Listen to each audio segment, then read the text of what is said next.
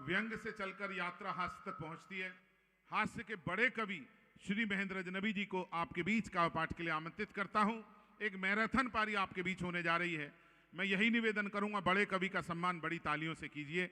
बहुत ही लोकप्रिय कवि, पूरी दुनिया में हिंदी हास्य का परचम फहराया मेरे बड़े भाई श्री महेंद्र अजनबी जी। जहां से मन करे भैया आगे मत निकल जाना भैया, नीचे देख के चल रहे हैं ना। भाई माइक वाले भाई जरा इसे मेरे कद का कर देना। कवियों की दिक्कत यह है, एक भी कवि आज तक माइक के साइज का पैदा नहीं हुआ।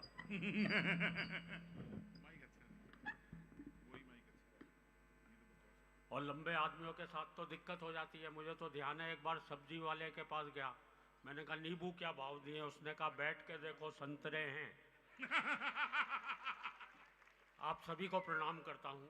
महेंद्र भाई, मंच पर उपस्थित अपने सभी कवि मित्रों को, सभी गुरुजनों को प्रणाम करता हूं और आप सबसे निवेदन, इस फोटोग्राफर को भी प्रणाम करता हूं और आप सबसे निवेदन करता हूं, मेरे स्वागत में दोबारा जोरदार तालियां बजाएं। तालियां इसलिए बजवा रहा हूं क्योंकि बाद में भरोसा नहीं है। एक दो छोटी छोटी कविताएं आपको सुनाऊंगा, पसंद आएंगी ठीक है, नहीं तो 3-4 और सुनाऊंगा। बहुत मन से आप लोग सुन रहे हैं। बहुत बहुत आभार भाई सुनील साहिल का, उसने इतना बढ़िया काव्य पाठ किया। एक बार तालियां उसके लिए हो जाएं। और पिछले 2.5-3 सालों में ये पहला अवसर है जब हम इतने लोग, इतने बच्चे एक साथ देख रहे हैं। ये ईश्वर का आशीर्वाद है कि आज ये दिन देखना पड़ा। मैं 2 पंक्तियां कोरोना को लानत देते हुए पढ़ना चाहता हूं। कि ए कोरोना क्या कसीदा पढ़ूं मैं तेरी शान में, ए कोरोना क्या कसीदा पढ़ूं मैं तेरी शान में, 2 साल गुजार दिए निक्कर और बनियान में।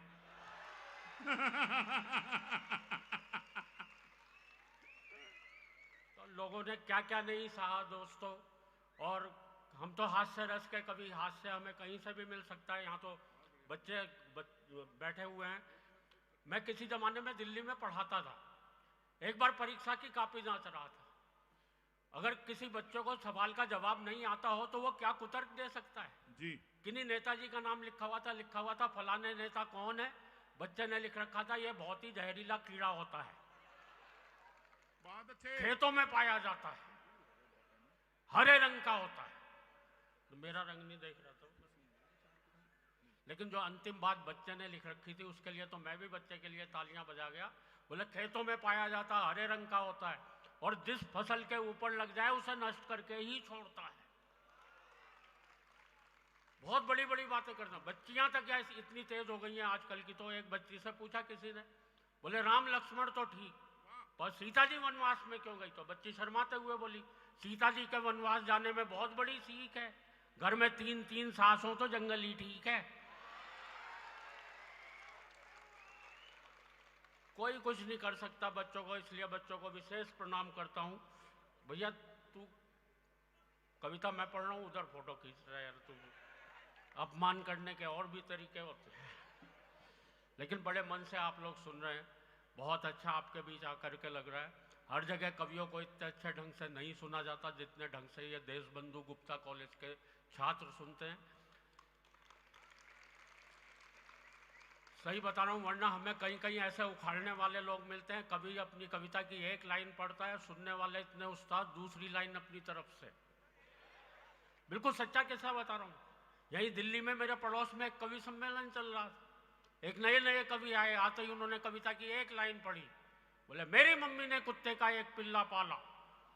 तभी श्रोताओं में से एक खड़ा हुआ, बोले और उसे मंच पर छोड़ दिया।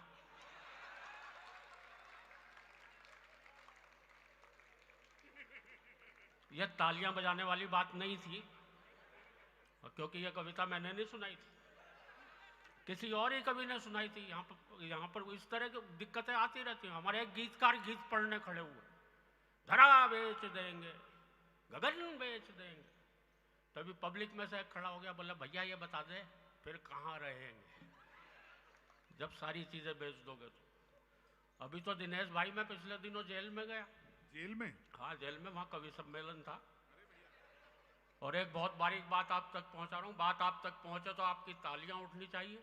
जेलर महोदय ने कवि सम्मेलन करवाया था और ये सोच के करवाया था कि शायद कैदियों की सजा में थोड़ी बहुत कमी रह गई है।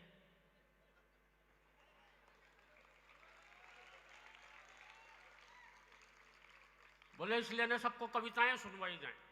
अच्छा, नीचे सारे कैदी बैठे हुए लाइन लगा के, एक कवि आए वीर रस के थे, बड़ी जोर से चीखते हुए बोले, आदमी यूं हालातों में जकड़ा ना जाता, आदमी यूं हालातों में जकड़ा ना जाता।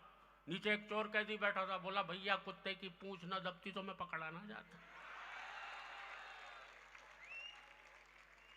हमें तो ऐसी जगह जाकर के भी कविताएं पढ़नी पड़ती हैं। एक बार तालियां बजा दें दोस्तों, मैं शुरू होता हूं। वाकई में बहुत मन से सुन रहे हैं। और इसने तो, सुनील ने राजनीति पे काफ़ी बातें कही।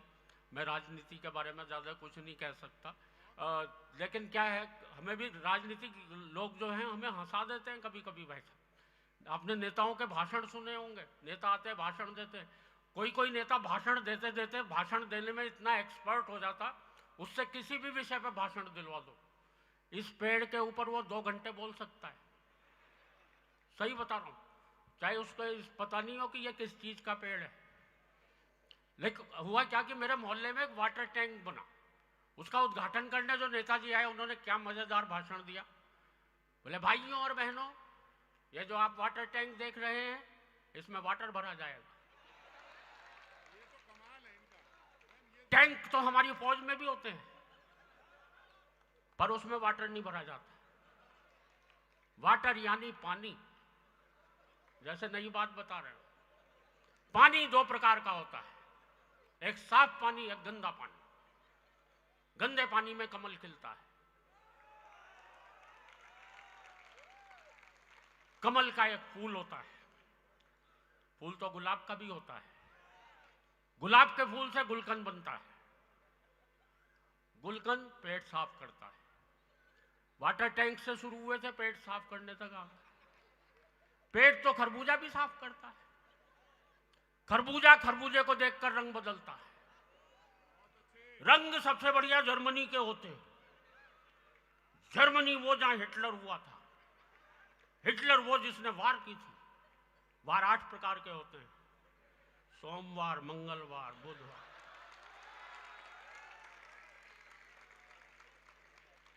बोले वार 8 प्रकार के होते हैं, सोमवार, मंगलवार, बुधवार, बृहस्पतिवार, शुक्रवार, शनिवार, रविवार और वर्डवार। वर्ड यानी दुनिया। दुनिया गोल होती है। गोल तो रसगुल्ला भी होता है। रसगुल्ला खाने से प्यास लगती है, प्यास को पानी बुझाता है। पानी को अंग्रेजी में वाटर कहते हैं और उसी के लिए ये वाटर टैंक बनाया।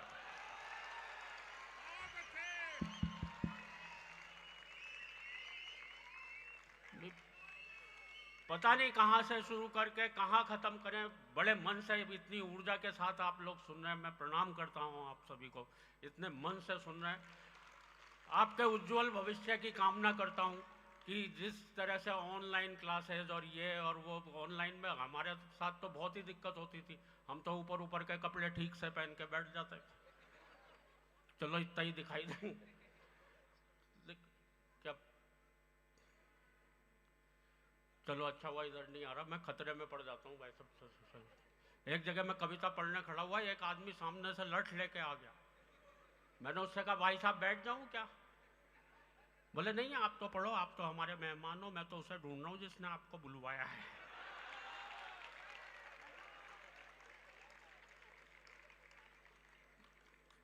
तो मतलब तरह तरह के किस्से होते रहते हैं। आप बड़े मन से सुन रहे हैं। और मैं आपको एक ऐसी कविता सुनाना चाहता हूं जिसमें एक भी शब्द मेरा नहीं है, लेकिन कॉपीराइट एक्ट के अनुसार कविता मेरी है। सही, हम लोग अखबार पढ़ते हैं, सुबह सुबह उठते हैं, जल्दबाजी में होते हैं, कभी कभी पूरा टाइम नहीं होता अखबार पढ़ने का, खाली हेडलाइन पढ़ी, अखबार एक तरफ रख दिया। कभी कभी अकेली हेडलाइन, अकेला समाचार आपको हंसा सकता है। इस तरह के प्रयोग आप अपने घर पे बैठ कर रोज कर सकते हैं। आपको रोज कुछ ना कुछ नया ऐसा मिल जाएगा जिससे आप दिन भर खुश रहेंगे। मुझे ध्यान है एक दिन एक अखबार में खबर छपी, एक महिला खिलाड़ी का अपहरण, नीचे ब्रैकेट में लिखा हुआ था हमारे विशेष संवाददाता द्वारा। अकेली खबर आपको हंसा देगी। ज्यादा जल्दबाजी में हो, दो हेडलाइनों को, दो समाचारों को मिलाकर पढ़ लें तो भी एक नई बात निकल करके आती है। मुझे ध्यान है एक दिन एक अखबार में खबर छपी कि कई नेताओं को एयर इंडिया के खाने से शिकायत। मित्रों, इस खबर में कोई ऐसी खास बात नहीं थी, लेकिन बगल में एक बड़ी मजेदार खबर छपी हुई थी। दोनों को मिलाकर पढ़ा, बहुत देर तक हंसता रहा कि कई नेताओं को एयर इंडिया के खाने से शिकायत, भारत हालैंड से गोबर का आयात करेगा। इस तरह के प्रयोग मेरे कई वरिष्ठ कवियों ने मेरे से पहले किए। एक नया प्रयोग इसमें मैंने किया।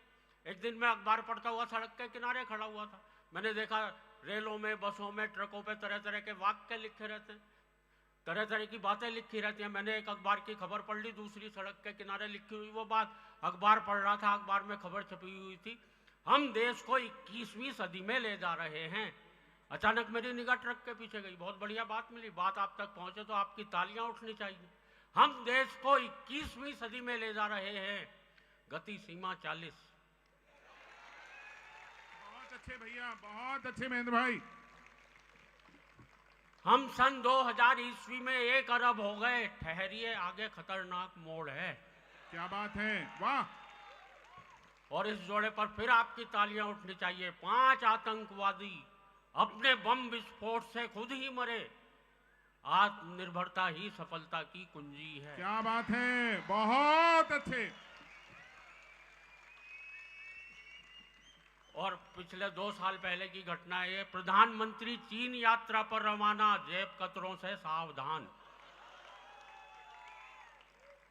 पाकिस्तान के प्रधानमंत्री भारत आएंगे, बीमारी के बचाव के लिए टीके लगवाएं। जिंदाबाद। और अगली बात पर आपकी फिर तालियां चाहता हूं, वो 3 दिन तक ठहरेंगे, निराश रोगी शुक्रवार को मिले।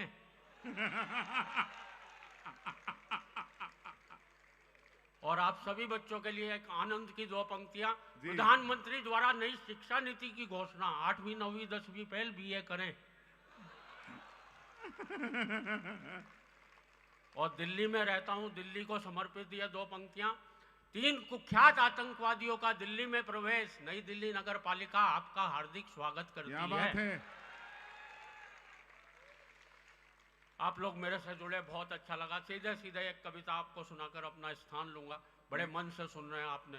महेंद्र भाई, भूलने वाली कविता सुनो, मेरा मन है। मैं वही सुना दूंगा, याद आ गई तो। एक बार तमाम ऑडियंस से पूछना चाहता हूं, आपकी आशाओं के अनुकूल यदि यह कार्यक्रम हो हमारा, तो एक बार महेंद्र अजनबी जी का सम्मान में एक एक व्यक्ति दोनों हाथ उठाकर तालियां दे। एक एक व्यक्ति, मेरा निवेदन है। और आभार व्यक्त करें प्रबंधन समिति का, चेयरमैन साहब का, जिस मन से वो बैठे हैं, प्रिंसिपल साहब और वाइस प्रिंसिपल सर और तमाम हमारे प्रोफेसर, सभी का धन्यवाद। बहुत आभार। ये 2.5 साल का आज आपने मेरा कोटा पूरा कर दिया है। हम लोग भी घर पे बैठे हुए थे। बिल्कुल भैया, ये चाय मेरे लिए रख लो, मेरे सामने से लेके गया इतनी सारी चाय। हालांकि मैं चाय वाले को कुछ कह नहीं सकता, कुछ कहना भी नहीं चाहिए। हाँ, पिछले 7 सालों में चाय वाले को जिसने भी जो कुछ कहा,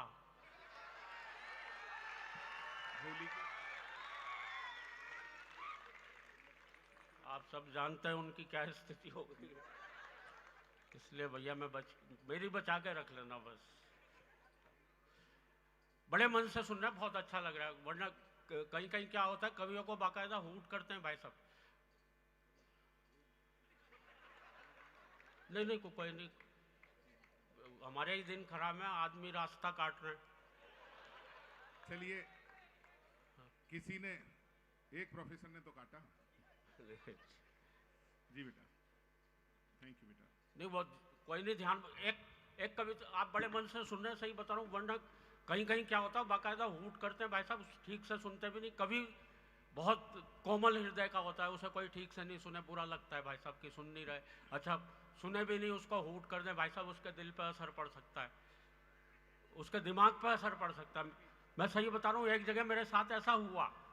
पब्लिक ने मुझे इतनी बुरी तरह से हूट किया, इतनी बुरी तरह से हूट किया, सीधा असर मेरे दिमाग पे पड़ा, मेरी याददाश्त चली गई, मुझे भूलने की बीमारी लग गई। अभी मैं कुछ कह रहा था यहाँ पे। ये नहीं खाएंगे। नहीं, थैंक यू। बहुत अच्छे। जब मुझे भूलने की बीमारी लगी तब मैंने एक कविता लिखी, बिल्कुल अलग तरह की कविता, शुद्ध हास्य रस की कविता। भैया इसको कहीं बैठा लो, इसके कपड़े तो कवियों वाले ही हैं। अच्छा एंकर है। ये वही है जो कुमुदनी को भ्रमर पे भटका रहा। अच्छा अच्छा अच्छा।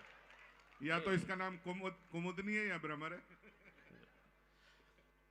मैं बता रहा था, मुझे भूलने की बीमारी लगी तब मैंने जो कविता लिखी, वो कविता एक बार तालियां बजाकर मन दे। जितना मन से सुनेंगे उससे दुगने मन से मैं आपको सुनाने की कोशिश करूंगा कि एक कवि सम्मेलन में श्रोताओं ने इस कदर हूट कर डाला कि हादसे से मेरी यादों का निकल गया दिवाला। तब से बिना निमंत्रण के ही हर प्रोग्राम में पहुंच जाता हूं। हालत इतनी खराब है, जहां भी लोगों की भीड़ जुटी दिखती है कवि सम्मेलन समझकर घुस जाता हूं। बहुत।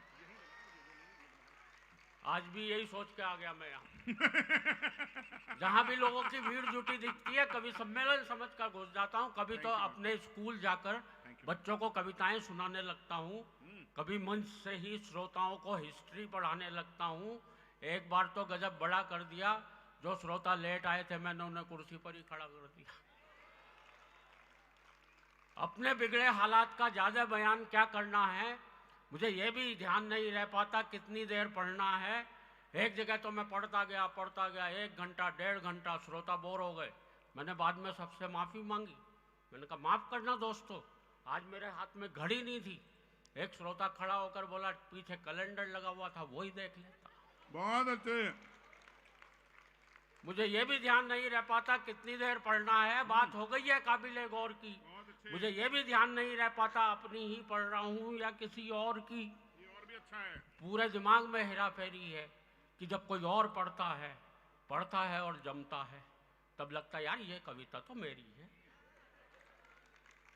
एक जगह मैं बता रहा हूँ, मंच से जितनी अच्छी कविताएं आगे भी होंगी वो सब मेरी हैं। एक जगह मैंने जेब से कागज निकाल के पढ़ना शुरू कर दिया। 5 किलो आटा, आधा किलो नमक टाटा, 6 लाइफ बॉय, 250 ग्राम चाय। एक श्रोता खड़ा हो गया करके हाय, बोले हद हो गई है, डिसिप्लिन के अनुशासन की कविता सुना रहा हो या लिस्ट अपने घर के राशन की। डिसिप्लिन के अनुसार। और अगली पंक्ति पर आप सभी की तालियां चाहता हूं। दूसरा श्रोता बोला इसे ही सुनाए जाओ। वाह वाह, इरशाद इरशाद, घर पर और क्या क्या ले जाना हम सब भी कर लेंगे याद। बहुत अच्छी कविता। वैसे मियाँ आप किस फरेब में है, ऐसी है कि कविता तो हम सबकी जेब में है। घर वाले भी मुझसे कुछ नहीं कहते हैं, क्योंकि मैंने एक दिन अपनी पत्नी से पूछ लिया था ये घर में महेंद्र अजनबी कौन है जिसके रोज रोज फोन आते रहते हैं। दाढ़ी बनाने के बाद एक बार तो और भी गजब कर दिया, जब मैंने अपनी पत्नी से पूछा ये आईने में आदमी कौन था बहुत अच्छे। जिसकी मैं इतनी बढ़िया शेव कर गया। बहुत अच्छे। रात को सोते समय और भी लफड़े में रहता हूँ। मेरा कुत्ता तो आराम से बिस्तर पर सोता है, मैं पलंग के नीचे कूं करता रहता हूँ। कुछ समझ नहीं पाता हूँ, पत्नी पुचकारते हुए उसे बुलाती है, दो मिलाते हुए मैं पहुंच जाता हूं। बहुत अच्छे महेंद्र भाई, जिंदाबाद। फुर्ती का ऐसा प्रमाण देता हूँ, वो रोटी उसे डालती है, पहले मैं लपक लेता हूँ। सवाल खड़े हो गए हैं रोज अनबुझे, मुझे यही पता नहीं लग पा रहा भूलने की बीमारी मेरे कुत्ते को लगी है या मुझे।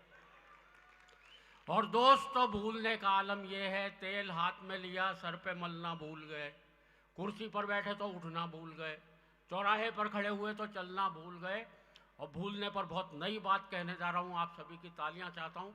चौराहे पर खड़े हुए चलना भूल गए, और दोस्तों गंजे भी इसलिए हो गए क्योंकि मेरे सर के बाल उगना भूल गए।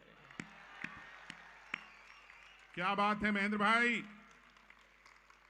पत्नी बोली एक बार मेरे भरतार हेल्प करा दो, गीले कपड़े ऊपर फैला दो। ऊपर जाते ही दिमाग भटक गया, मैंने कपड़े तो चारपाई पर पट के खुद तार पर लटक गए। टूट गई टांग, डॉक्टर आया, प्लास्टर चढ़ाया, डॉक्टर भी था होशियार, भुलक्कड़ों का सरदार, गजब ही ढा दिया। टूटी दाई टांग थी, प्लास्टर माई पर चढ़ा दिया। क्या बढ़िया कविता है भाई। और दोस्तों भूलने पर इससे बड़ी बात कोई कह नहीं सकता जो मैं कहने जा रहा हूं।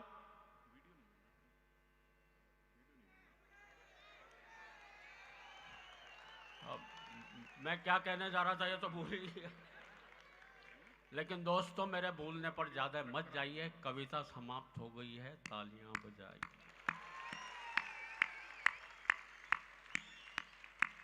लेकिन मित्रों, कविता तो शुरू होती है अब। क्या बात है। मैं ही नहीं, ये सारे कवि, आप और हम सब न जाने किन ख्यालों में झूले हुए हैं। हम सभी कुछ न कुछ भूले हुए हैं। हम सब न जाने किन ख्यालों में झूले हुए हैं। हम सभी कुछ न कुछ भूले हुए हैं। हम भूल गए हैं आपस का प्यार, हम भूल गए हैं मेहमान का सत्कार, आए दिन टूटने वाले घर बार। हम भूल गए हैं संयुक्त परिवार, और बता रहा हूं आपको घर घर का संताप। पत्नी आते ही लोग भूल जाते हैं माँ बाप, लोग भूल जाते हैं किसी का एहसान, लोग भूल जाते हैं अपना दीनो ईमान, लोग भूल जाते हैं बीमार माँ की दवा। हम सब भूल चुके गाँव की ताज़ा हवा, और हाय रे टीवी की ऐसी रवानी, बच्चे सब भूल चले दादी नानी। बहुत अच्छे। कविता का सम्मान है महेंद्र भाई, दिल से। डॉक्टर साहब, हाय रे टीवी ये की देखिए ऐसी पूरा, रवानी, मैं प्रणाम करता हूँ आप। ये कहा जाता है कि युवा पीढ़ी कविता से दूर है, ये लग रहा है इन्हें देख करके ये हमारे ही कहीं आसपास के लोग हैं। बहुत बहुत आपको शुभकामनाएं देता हूं। हाय रे टीवी की ऐसी रवानी, बच्चे सब भूल चले दादी नानी की कहानी। राजनीति के हो चले खौफनाक इरादे, नेता जीतते ही भूल गए अपने किए वादे। नफरत का चढ़ चुका ऐसा जुनून है, हम सब भूल गए कि सबका एक जैसा खून क्या है। बात है। और दोस्तों, कहने को अब कुछ भी नहीं है शेष। अच्छी कविता। भूलों की इस भूल भुलैया में हम सब भूलते जा रहे हैं अपना देश। हम सब जिंदाबाद महेंद्र भाई।